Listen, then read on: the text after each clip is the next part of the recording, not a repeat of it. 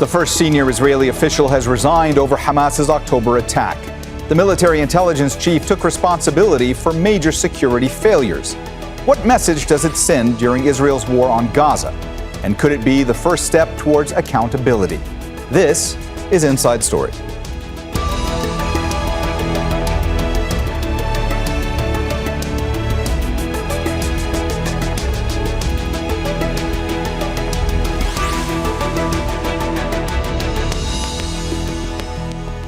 Hello and welcome to the program. I'm Mohammed Jamjoom. More than 6 months after Hamas carried out an ambitious multi-pronged offensive on southern Israel, the highest-ranking Israeli government official has stepped down. In his resignation letter, Major General Aharon Haliva noted that authority comes with responsibility and admitted the military intelligence directorate under his command had failed to warn of the October 7th attack. It comes as public outrage against perceived Israeli government and military failures gains momentum. We'll delve into the ramifications of Haliva's departure and examine the demands for accountability with our panel in a moment. But first, this report from Axel Zaimovich. A major shakeup at the highest level of Israeli military intelligence. Major General Aharon Haliva has stepped down more than 6 months after the surprise attack by Hamas fighters on southern Israel that killed 1,139 people. His resignation letter states, "The intelligence directorate under my command did not fulfill its task. I have carried that black day with me ever since." Haliva had already taken full responsibility publicly in the days after the offensive, but stayed on due to the ongoing war in Gaza. Now he's become the first senior Israeli official to resign over the lapse in security. Reports suggest up to a year before the October 7th attack, Israel had received intelligence that Hamas was preparing for an offensive.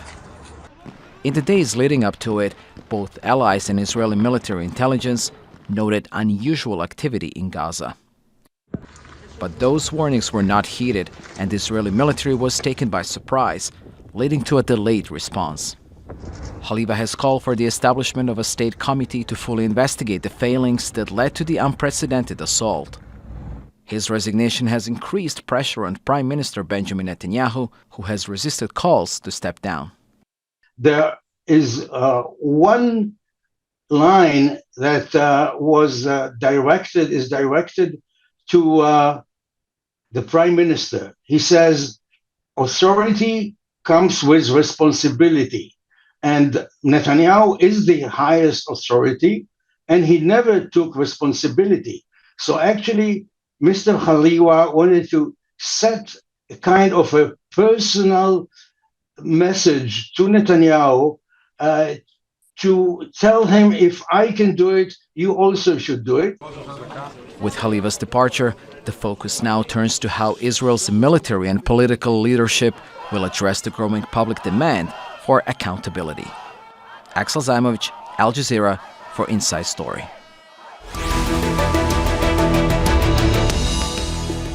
All right, let's go ahead and bring in our panel in London. Daniel Levy is the president of the U.S. Middle East Project. He advised Ehud Barak when he served as Israeli Prime Minister. In Sydney, Australia, Antony Loewenstein is the author of the recently published book, The Palestine Laboratory, a global investigation into how Israel's occupation has provided a testing ground for weapons and technology exported globally. And in Tel Aviv, Gideon Levy is a columnist for the Haaretz newspaper and the author of The Punishment of Gaza, a book about the development of the Israeli policy that led to the 2009 invasion of the Gaza Strip. A warm welcome to you all, and thanks so much for joining us today on Inside Story. Daniel, let me start with you today. So, Military Intelligence Chief Aharon Haliva has become the first senior Israeli official to resign over failures to prevent the October 7th attack.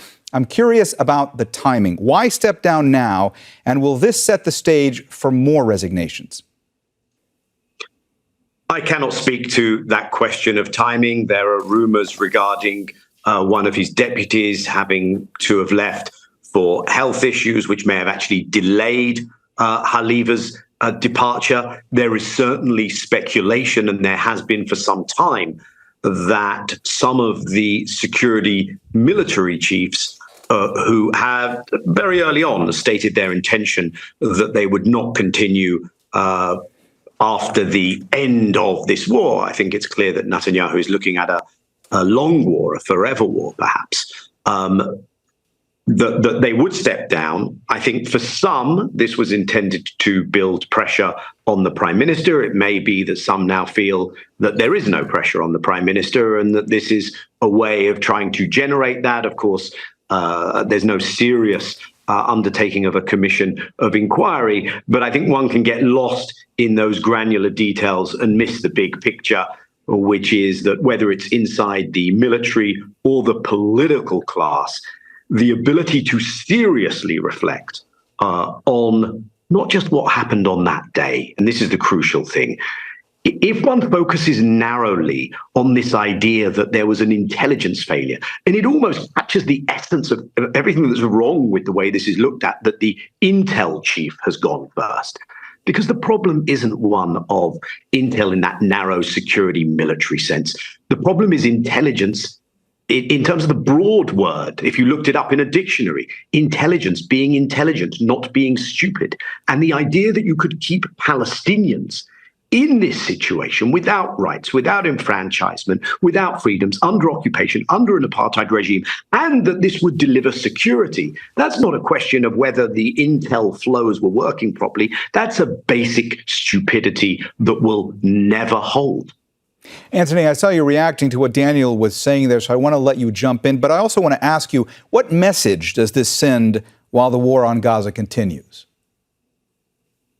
Well, I'd say to the Israeli public, who are increasingly disillusioned with the war, not very strong. I mean, as Daniel rightly says, if one looks at intelligence in a very narrow sense, then October 7 was a catastrophe for Israel. But in the broader sense, this was far bigger than that. And what I mean by that is that for many, many years, many in the Israeli public, this is not just a government and intelligence failure, many in the Israeli public were sold, convinced, I would say hoodwinked, into believing that Gazans, 2.3 million of them, could be caged indefinitely without any kind of serious response.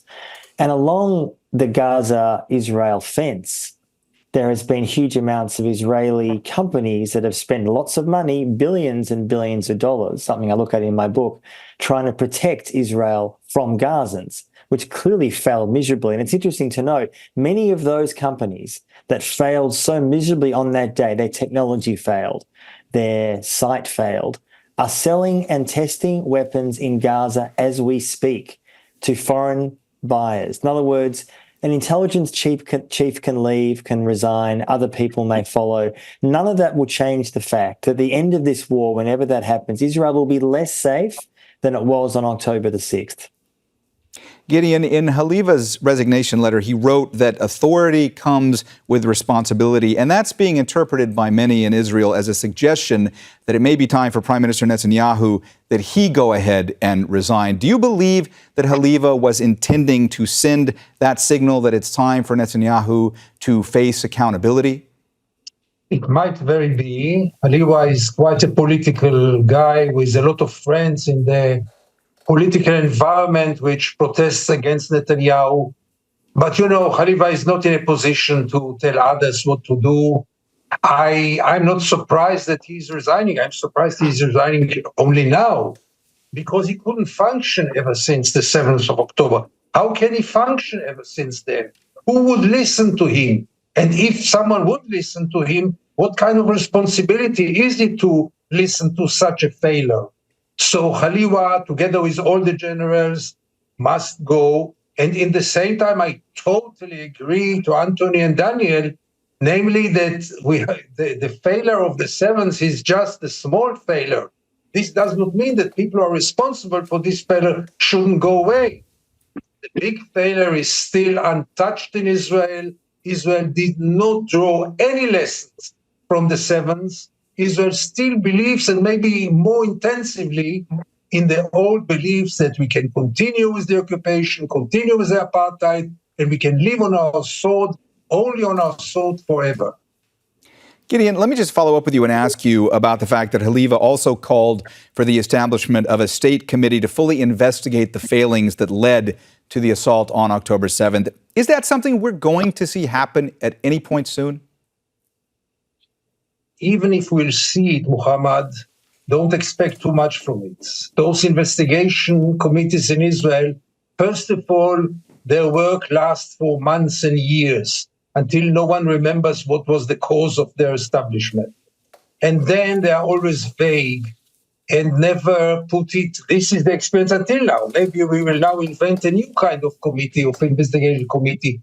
But everyone who speaks about investigation committee means to postpone everything until the investigation will be concluded, which will be years' time.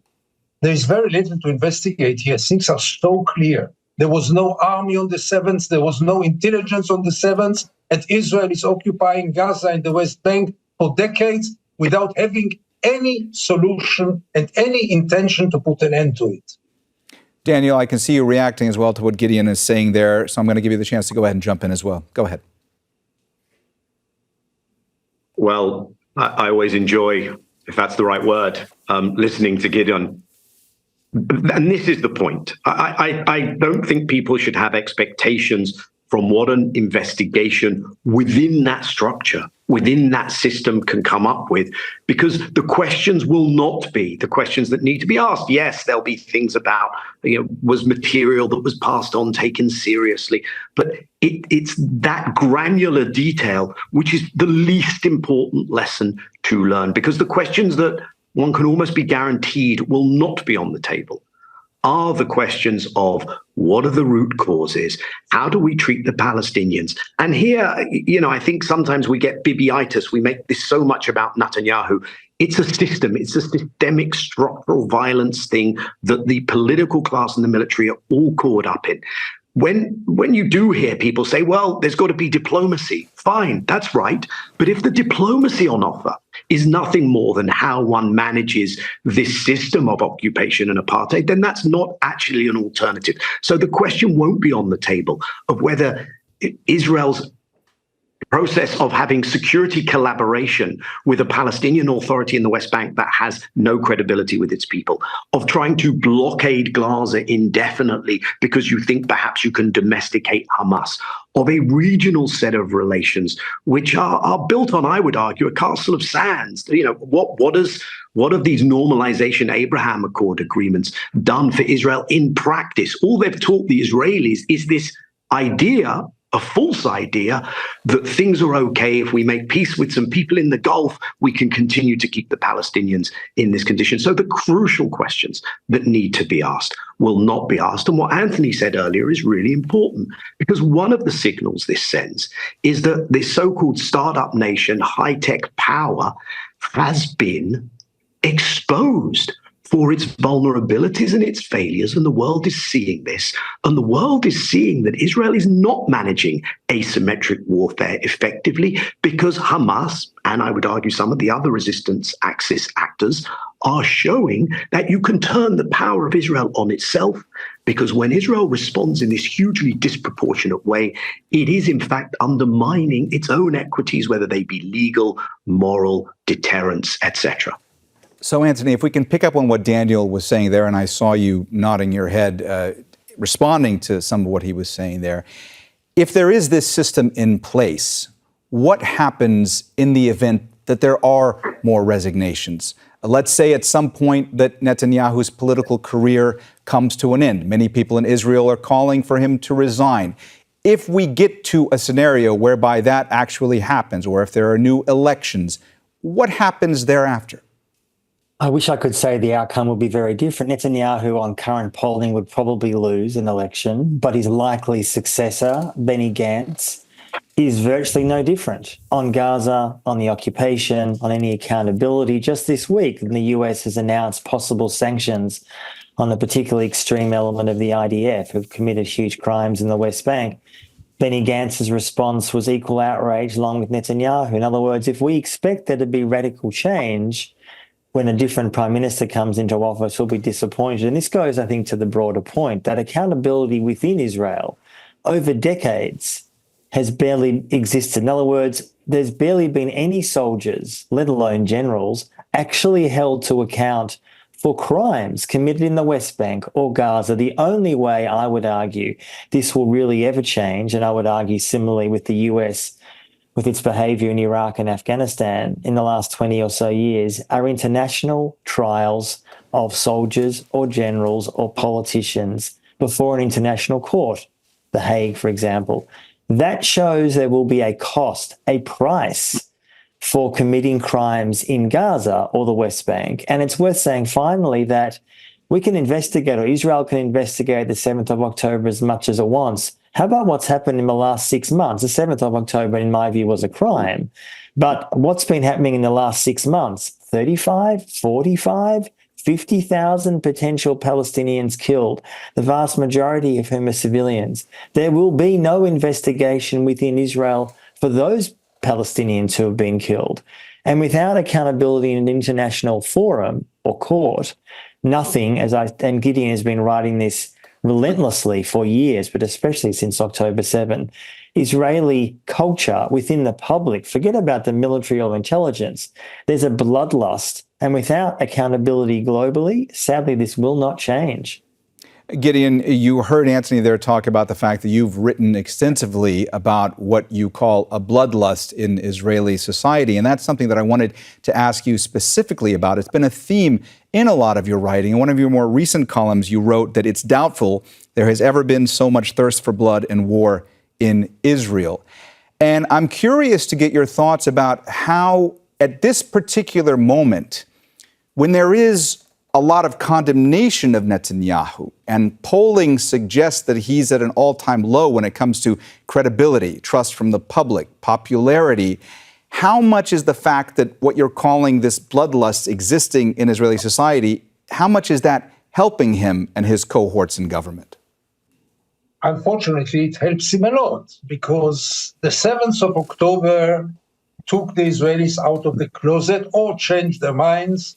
But in any case, after the 7th of October, the Israelis feel that everything is legitimate, that Israel has the right to do whatever it wants, no limits, no international law, no humanity, nothing. Most of the Israelis feel that Gaza deserves this punishment, and most of the Israelis think that Israel didn't cross any line by killing so many civilians. Now, Netanyahu is just a figure in all these processes, but it's not all about Netanyahu. I obviously totally agree to Antony, who said that Benny Gantz will not be any better, and no one of the potential candidates in Israel will be any better, only because of the simple reason that there is quite a consensus in Israeli society. It is always described as very divided. Yes, they are very divided about minorities. They are very, very united, much too united about the basic issues, namely continuing the occupation, going to this war. Look how Israelis support this war, even after 6 months of failures.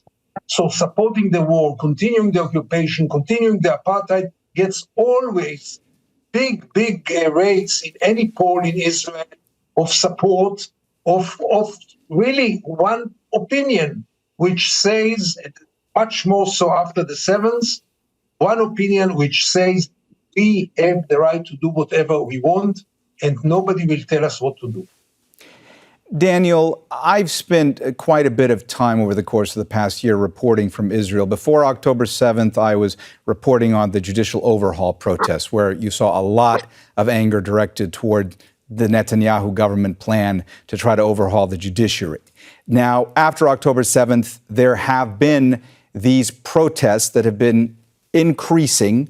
First, it was the family of captives that are being held in Gaza. Now there are more explicit anti-government demonstrations. And I'm curious to get your thoughts about if you think that these different protest movement will coalesce against around sort of an overall anger towards Netanyahu, and how that impacts him specifically at a time when his popularity is at an all-time low, when people are so angry at him, when there are government officials that are saying they're taking responsibility for the intelligence failure that led to October 7th, but Netanyahu has continued to say essentially he's not taking responsibility, that he'll answer tough questions, but it'll be later. Well, Mohammed, I followed some of that reporting that you undertook.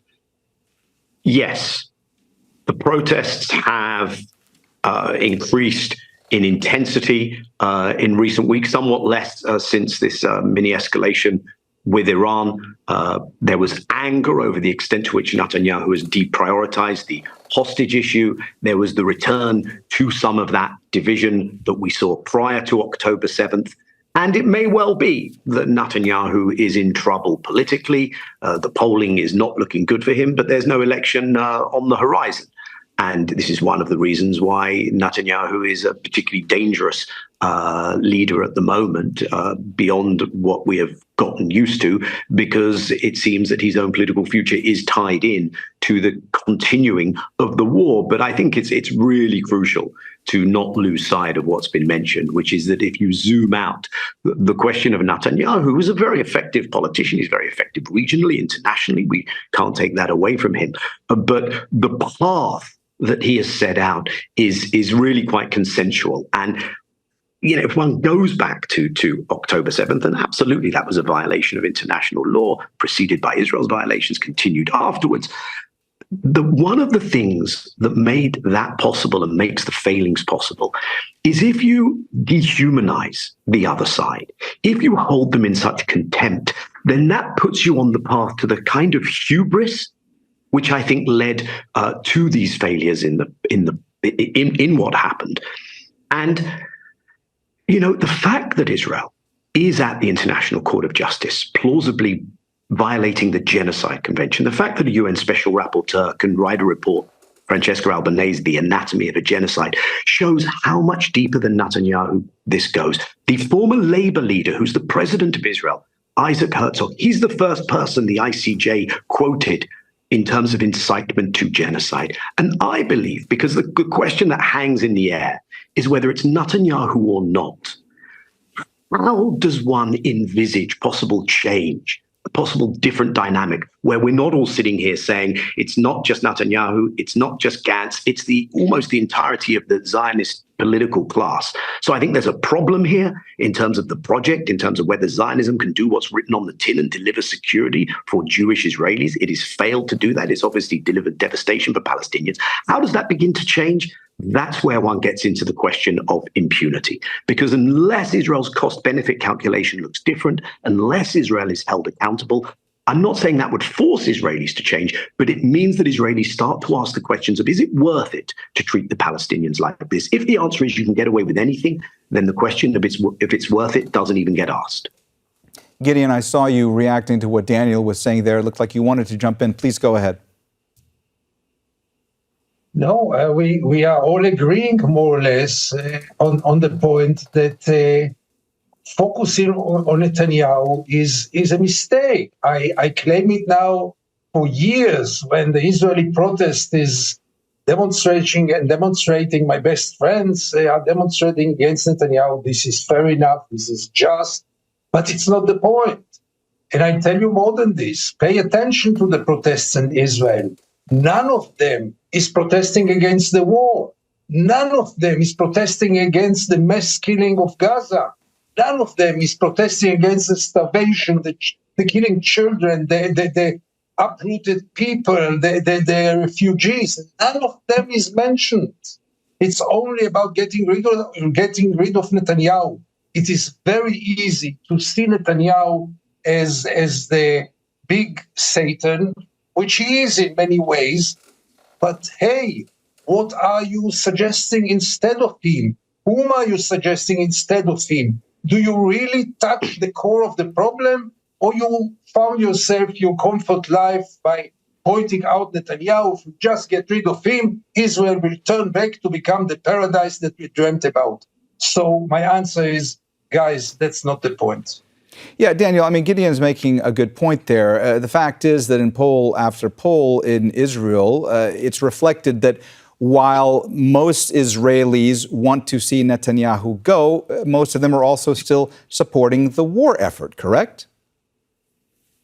And exactly, and it's a convenient story that some in the West, some of Israel's enablers in the US are telling themselves. So Chuck Hagel, the Democrat lead in the Senate, gives this speech considered path-breaking, but it really boils down to, if only there was no Netanyahu, things would be okay.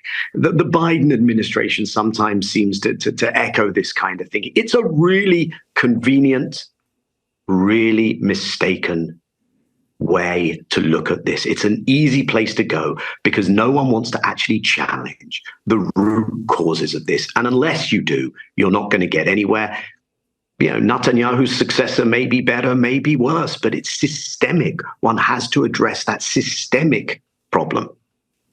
Antony, if we're talking about systemic issues within Israel and the Israeli government, one of the questions that continues to be asked in the wake of this resignation is this a first step towards accountability in Israel? But if you're talking about accountability, that looks different depending on who you're asking, right? I mean, you have accountability in Israel towards the Israeli people with regards to the failures that led to the October 7th attack. But then you have what many in the international community are calling for, which is accountability for atrocities committed in Gaza. Isn't that right? For sure. And essentially, Israel is both unwilling and incapable of doing so within its own legal system. They've shown that for years and years. And I think the question that we're talking about really goes to a more existential one for Israel. It was an interesting piece last week in the New York Times written by Benny Morris, the right-wing Israeli historian who I don't agree with on pretty much anything, but he said something very interesting within that. He supported going into Rafah and all these terrible things. But he said something, and I'm paraphrasing here, words to the effect of, it's pretty inarguable that it is the most unsafe place in the world to be Jewish these days is Israel. Now, what does that tell you about Israel 75 years or so after its birth? That, of course, anti-Semitism is real, and some places in the world, undeniably, it's a growing problem. But if a so-called respected, again, someone I don't really agree with, but someone who is a member of the Israeli establishment argues and says that point, almost as a throwaway line, this goes far, far deeper than Netanyahu or, frankly, any political leader in Israel. This goes to an existential question of Israel's future, that the whole so-called dream of Zionism, as Daniel said, was to provide safety for Jews. And clearly, and I would argue almost impossible to argue against this, it is not safe for Jews now. And I would argue long before October 7, and certainly in the last 6 months, it's even got more unsafe for Jews within Israel. And I would argue in the global diaspora. This is the problem Israel faces. And without international pressure, which I think will start to build, the US and London are not going to be pushing for arms embargoes, but certain states will, and sanctions, and trying to put Israeli soldiers on trial in the coming years. That will happen, or at least attempts will for that to happen. And this is where the game can change. All right. Well, we have run out of time, so we're going to have to leave the conversation there. Thanks so much to our guests, Daniel Levy, Antony Loewenstein, and Gideon Levy. And thank you, too, for watching. You can see the program again anytime by visiting our website, aljazeera.com.